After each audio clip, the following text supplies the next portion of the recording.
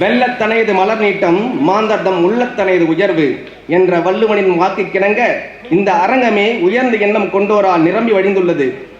மாண்புமிகு ஐயா அன்பில் மகேஷ் பொய்யாமொழி அவர்களை விழா குழுவின் சார்பாக வருக வருக என வரவேற்று மகிழ்கின்றோம்.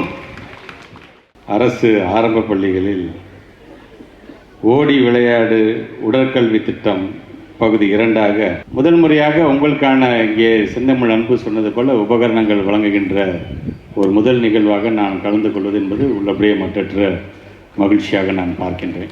முதலாக தமிழ்நாட்டிலே ஒரு விளையாட்டுப் போட்டியை ஆரம்பித்து வைப்பதற்காக நான் வருகை தந்த மாவட்டம் எதுவென்று சொன்னால் அது விழுப்புரம் மாவட்டம். அன்றைக்கு அந்த நிகழ்ச்சியை ஏற்பாடு செய்தவர் யார் என்று சொன்னால் பொன் கௌதம சிகாமணி என்று. விளையாட்டு என்று வரும்போது அது அதிகப்படியாக முக்கியத்துவம் தர வேண்டும் என்று எண்ணக்கூடியவர் தான் இன்றைக்கு நாம் துணை முதலமைச்சராக அந்த துறையினுடைய அமைச்சராக நாம் பெற்றிருக்கின்றோம். விளையாட்டு என்பது சாதாரணம் அல்ல, இதுவும் ஒரு விதமான வகுப்பறை தான். கிளாஸ் ரூம் மட்டுமே வகுப்பறையில், இது போன்ற மைதானம் ஒரு வகுப்பறை தான். அந்த வகுப்பறையில் நம்ம கற்றுக்க வேண்டியது நிறையா இருக்கின்றது. நம்முடைய துரை சார் ஐயா பேசுறது போல தான் நமக்கான சுய ஒழுக்கத்தை கற்றுத்தர் எதுன்னு பார்த்தீங்கன்னா இது போன்ற விளையாட்டுகள். இந்த விளையாட்டு தான் நீ யாரு நான் யாரு, நீ பெரியவனா சின்னவன்லாம் கிடையாது. சமத்துவமும் சகோதரத்துவம் எங்கே உருவாகும் என்று சொன்னால் இது போன்ற விளையாட்டுகள் தான். அதுவும் குறிப்பாக இன்றைக்கி இந்த குழந்தைங்கள்லாம் ரொம்ப அழகாக நீங்கள் 500 பேர் சேர்ந்து ரொம்ப அழகாக இதை நீங்கள் செஞ்சு காமிச்சிருக்கீங்க.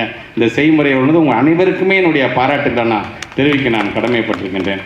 தொடர்ந்து நீங்கள் இதை அதிகப்படியாக இந்த பயிற்சியாக வைக்கின்ற கோரிக்கை தொடர்ந்து இந்த விளையாட்டை நீங்கள் கையில் எடுங்கள்.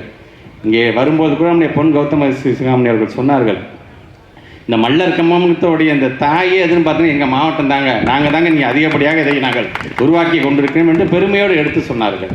ஆக அந்த அளவிற்கு மல் என்று சொன்னால் அது ஒரு உத்வேகம் என்று சொல்லுவார்கள். மல்லர் என்று சொன்னால் வீரர்கள் சொன்ன என்னை பார்த்தா இது மல்லர் கம்பம் கூட சொல்லக்கூடாது, வீரர் கம்பம் தான் சொல்லணும். அந்த அளவுக்கு நீங்கள் இந்த வீரத்தை காமிக்கக்கூடிய ஒரு விளையாட்டு வீரர்களாக நீங்கள் ஒவ்வொருவரும் இருக்கிறீர்கள்.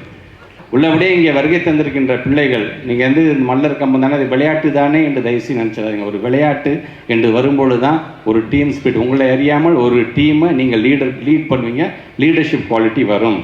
நம்ம எல்லாம் ஒன்று சேர்ந்தால் தான்ப்பா நம்ம சாதிக்க முடியும், ஒன்று சேர்ந்தால் தான்ப்பா சாதனை புரிய முடியும் என்று சொல்கிறீங்க பார்த்தீங்களா. இது உங்களுக்கான பியர் குரூப் கம்யூனிகேஷன், இப்படிலாம் செய்ய வேண்டும் என்று. விளையாட்டில் வெற்றி பெற்றது என்று சொன்னால் இது டீம் ஸ்பிரிட், மோர் வி தேன் ஐ என்று சொல்லும்போது நாங்கள் எல்லாம் ஒன்று சேர்ந்து இதை கொண்டு வந்தோம் என்று சொல்லக்கூடிய அந்த மனப்பான்மை உருவாகும். தோல்வி அடைந்தோம் என்று சொன்னால் அதுக்கு பொறுப்பை நான் ஏற்றுக்கொள்கிறேன் என்று சொல்கின்ற தலைமைத்துவ பண்பு உருவாகும். கிரைசிஸ் மேனேஜ்மெண்ட்டாக இருந்தாலும் சரி, இன்டர்பர்சனல் ஸ்கில்ஸாக இருந்தாலும் சரி, இன்ட்ராபர்சனல் ஸ்கில்ஸாக இருந்தாலும் சரி, உங்களை அறியாமல் உங்களுக்கான தன்னம்பிக்கை இது வழங்கும் போது அது டைரக்ட்லி ப்ரொபோஷன் எங்கே தெரியுமா வரும்? அகாடமிக் ஸ்டடீஸில் நீங்கள் உங்களை அறியாமல் கவனம் செலுத்துவீர்கள், படிப்பிலும் நீங்கள் அதிகப்படியாக சாதிப்பீர்கள். ஆக விளையாட்டு என்பதை சாதாரணமாக நினைக்கக்கூடாது என்பதற்காகத்தான் இன்றைக்கு நம்முடைய மாண்புக்கு முதலமைச்சராக இருந்தாலும் சரி, துணை முதலமைச்சராக இருந்தாலும் சரி, இன்றைக்கு உங்களை சார்ந்து விளையாட்டு வீரர்களை சார்ந்து இங்கே பல்வேறு திட்டங்களை இங்கே கொண்டு வந்து கொண்டிருக்கின்றார்.